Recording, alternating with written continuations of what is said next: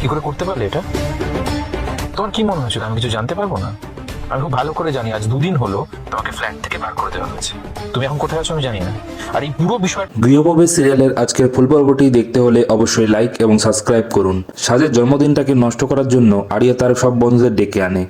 অয়না বলে, এমন করছিস কেন সাজ, কেকটা তো নষ্ট হয়ে যাবে। অন্যদিকে অস্ট্রেলিয়া থেকে আকাশ ফ্লাইটে করে ইন্ডিয়াতে চলে আসে। সাজবাতির জন্মদিনের কেক নিজে ফেলে নষ্ট করে দেয় আরিয়া। মোহনা চিৎকার করে ওঠে, এসব ইয়ার্কি বন্ধ করো সাজ। আরিয়া সাজবাতির মতো আওয়াজ করে বলে, ঠাম ঠাম, কেকটা ভুল করে পড়ে গেল। আমি এত বড় হয়ে গেছি তাও কোনো কাজ একা একা করতে পারি না। আমি তো মামনি শিক্ষায় বড় হয়েছি, মামনিকে ছাড়া একা কাজ করতে পারি না। সমিত বলে, এটা তো সাজের গলা মনে হচ্ছে না। সেই মুহূর্তে আরিয়াকে আকাশ ফোন করে, তখন বাইরে বেরিয়ে আসে আরিয়া। মোহনা বলে, সমিত তুমি আমাকে বাধা দেবে না, এখন যা করবার আমি করব। আকাশ বলে, আমি কলকাতাতে ল্যান্ড করেছি আরিয়া, তুমি এখন কোথায়?